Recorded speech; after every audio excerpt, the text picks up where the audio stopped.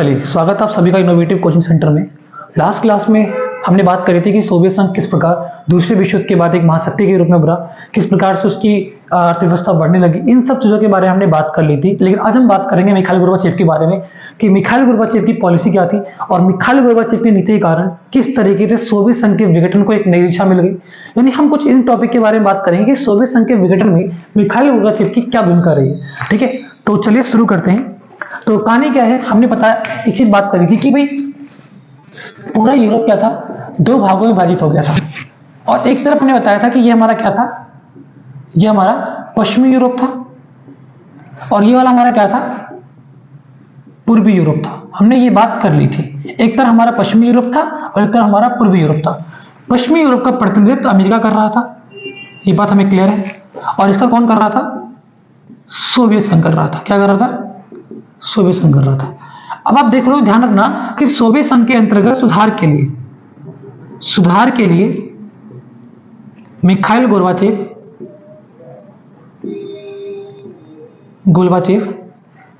माने जाते हैं।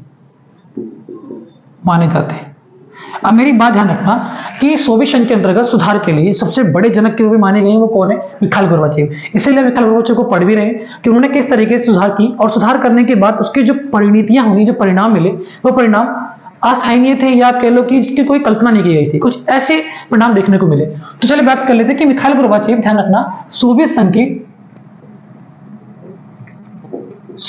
के महासचिव बने। अब महासचिव कब बने, तो महासचिव बने थे 1985 में। कब बने थे, 1985 में। बुक में आपके लिखा होगा 1980 दशक के मध्य में। तो 80 के दशक के मध्य का मतलब 1985। बात समझ आ गया।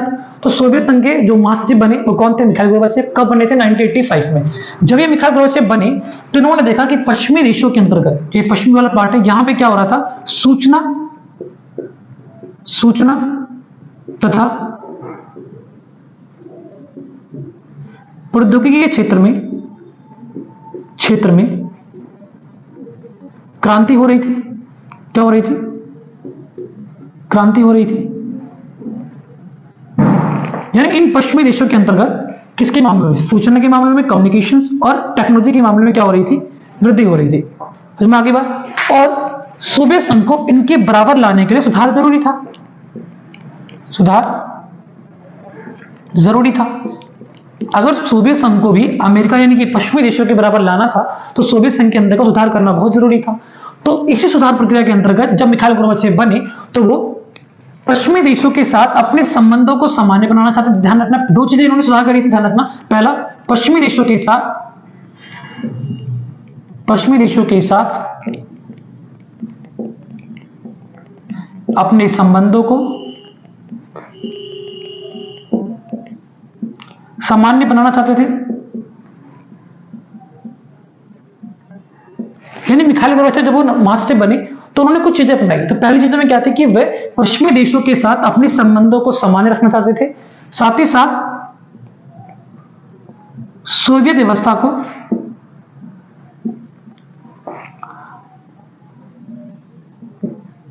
लोकतांत्रिक रूप देना चाहते थे। और ध्यान रखना कि सोवियत संघ को अमेरिका के बराबर लाने के लिए सुधार भी जरूरी था। तो मिखाइल गोर्बाचेव ने क्या किया, सबसे पहले इस पूरी अवस्था को सुधारने के लिए उन्होंने सबसे पहले एक लोकतांत्रिकरण यानी कि लोकतंत्र की नीति अपना ली। क्या अपना ली, लोकतंत्र की नीति अपना ली। अब ध्यान रखना, हमने एक चीज पढ़ी थी नकारात्मक प्रभाव में कि सोवियत संघ के अंतर्गत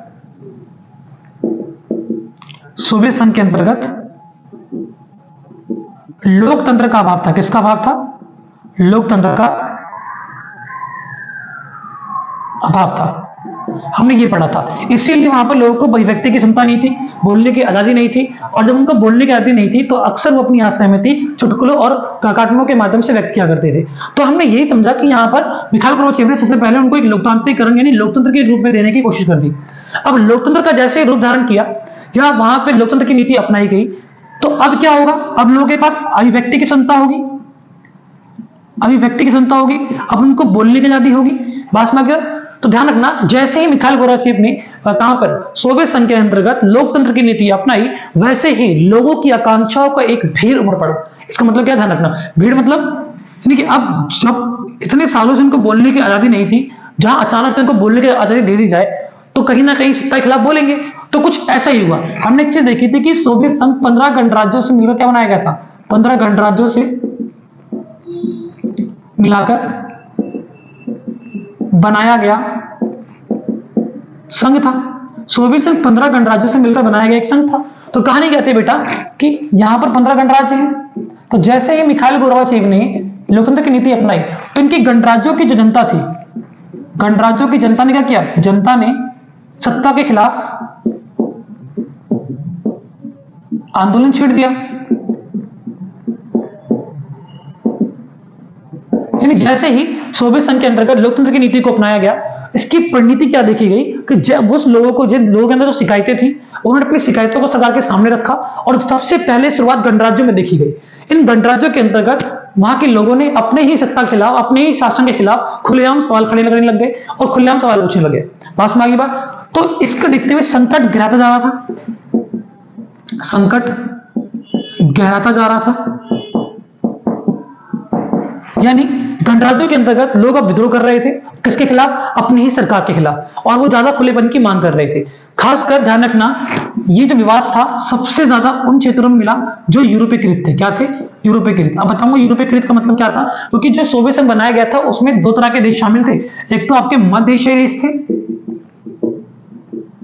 मध्य एशियाई देश थे, और एक आपके पूर्वी यूरोप के गणराज्य थे, यूरोप के गणराज्य थे। यानी सोवियत संघ के अंतर्गत बेसिकली दो क्षेत्र के देश शामिल थे, एक तो मध्य एशियाई के और एक पूर्वी यूरोप के।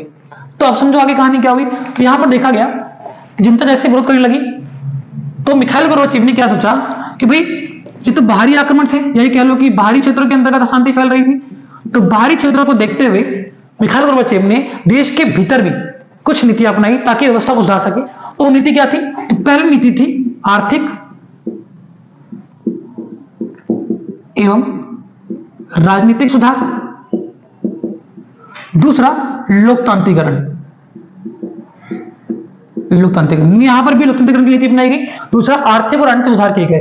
राजनीतिक सुधार के अंतर्गत यहां पर केवल एक पार्टी का वर्चस्व था और वो लंबे समय तक था। आपको पता है वो पार्टी कौन सी थी, कम्युनिस्ट पार्टी थी, और इसी कारण ये पार्टी सत्तावादी हो गई थी और लोगों की आकांक्षाओं को मानने से इनकार कर रही थी। तो कहानी क्या भाई, दो नीति अपनाई। जैसे ये नीतियां अपनाई तो कम्युनिस्ट पार्टी से जुड़े हुए, कौन, कम्युनिस्ट पार्टी से जुड़े हुए कुछ नेताओं ने मिखाइल गोर्बाचेव की इस गतिविधि का विरोध किया। उन्होंने कहा कि यह सरासर गलत है, क्योंकि अब तक लोगों को आजादी नहीं थी। जैसे लोकतंत्र की नीति अपनाई गई तो लोगों को बोलने की आजादी मिली, और बोलने की आजादी के साथ साथ ही क्या देखा गया, अब लोगों के पास अधिकार था, वो बोल सकते थे। लेकिन इसी बात का फायदा, या कह लो कि इसी बात का जो नुकसान हुआ वो किसको हुआ, मिखाइल गोर्बाचेव को, क्योंकि उनसे ही जुड़े जो नेता थे उन्होंने क्या किया, मिखाइल गोर्बाचेव के प्रति एक विद्रोह छेड़ दिया। और ध्यान रखना उसके बाद क्या देखा गया, उसके बाद यहां पर क्या हुआ, एक तख्ता पलट हो गया। क्या हुआ, तख्ता पलट का मतलब सरकार को गिरा देना। तो तख्ता पलट हुआ। तो लेकिन तब तक, जब तक मिखाइल गोर्बाचेव को उनके पद से हटाया जाता, तब तक लोगों को स्वतंत्रता का स्वाद मिल चुका था और उनको पता था कि अब हमें बोलने की आजादी है। यानी कहानी सिर्फ इतनी है कि अगर एक पंछी को पिंजरे से आजाद कर दिया जाए तो दोबारा पिंजरे में नहीं आ सकता। कहानी यही थी कि एक बार अगर लोगों को स्वतंत्रता मिल गई, लोकतंत्र की नीति मिल गई, बोलने की आजादी मिल गई, तो वापस अगर आप चाहोगे कि पुरानी रंगत वाली सरकार में आ जाए तो ये संभव नहीं है। ठीक है, तो मिखाइल गोर्बाचेव के बाद वहां पर जब सुधार किए गए तो लोगों के पास बोलने की आजादी थी और अब वो पुरानी रंगत वाली सरकार में नहीं आना चाहते थे। ध्यान रखना, इसीलिए देखा ये तख्ता पलट था। इसमें एक नायक के रूप में कौन उभरे थे, तो बोरिस एल्सिन थे। कौन थे, बोरिस एल्सिन। ये वही व्यक्ति थे जिन्होंने मॉस्को में एक चुनाव हुआ था, तो वहां पर उन्होंने चुनाव जीता था। कहां पर, मॉस्को में। लेकिन तब तक सब कुछ हो चुका था। अब कहानी क्या थी, इसके बाद व्यवस्था आगे हो गई। यहां पर सोवियत संघ के 3 बड़े गणराज्य, कौन, सोवियत संघ के 3 बड़े गणराज्य, 3 बड़े गणराज्य। अब वो 3 बड़े गणराज्य कौन कौन से थे, वो 3 बड़े गणराज्य कौन कौन से थे, तो पहला आपका होगा रूस, दूसरा है बेलारूस, और तीसरा है यूक्रेन। ये नाम याद रखना बहुत इंपॉर्टेंट है। सोवियत संघ के 3 बड़े गणराज्य रूस, बेलारूस और यूक्रेन ने क्या किया, 1991 में सोवियत संघ के विघटन की घोषणा कर दी। यानी कि सोवियत संघ के विघटन के अंतर्गत सबसे बड़ी भूमिका किसकी रही? मिखाइल गोर्बाचेव की। ना तो लोगों को आजादी मिलती और ना उनको बोलने का अधिकार होता और ना ये विघटन होता। यानी जब बोलने की आजादी मिली तो लोगों का आक्रोश, लोगों की जो गुस्सा था वो एक पल में उभर पड़ा, और जैसे वो उभरा तो सोवियत संघ की जो व्यवस्था थी उसका सामना नहीं कर पाई, इसीलिए सोवियत संघ का विघटन हो गया। और सोवियत संघ के अंतर्गत रूस, बेलारूस और यूक्रेन, 3 बड़े गणराज्यों ने सोवियत संघ के विघटन की घोषणा कर दी थी। लेकिन ध्यान रखना यहाँ पे एक बात, जो ये विघटन किया गया था और जो उसके अंतर्गत सबसे ज्यादा भूमिका किसकी थी? यूरोप वाले देशों की थी। किसकी थी? यूरोपीय देशों की थी। किसकी थी? यूरोपीय देशों की थी। इसके अंतर्गत मध्य एशियाई देश शामिल नहीं थे। कौन नहीं था? मध्य एशियाई देश शामिल नहीं थे। वो अभी भी सोवियत संघ के साथ रहना चाहते थे। ध्यान रखना, बहुत इंपॉर्टेंट क्वेश्चन है कि सोवियत संघ के विद्रोह के अंतर्गत सबसे ज्यादा अहम भूमिका किसने निभाई थी? तो यूरोपीय देशों ने निभाई थी। किसने निभाई थी? यूरोपीय देशों ने। तो कौन से देश शामिल नहीं थे? मध्य एशियाई देश शामिल नहीं थे। ध्यान रखना इस बात का। इसीलिए क्या देखा गया कि सोवियत संघ के विघटन के बाद इन मध्य एशियाई देशों के लिए क्या बनाया गया था? एक CIS बनाया गया। इसको बोला गया था कॉमनवेल्थ ऑफ इंडिपेंडेंट स्टेट।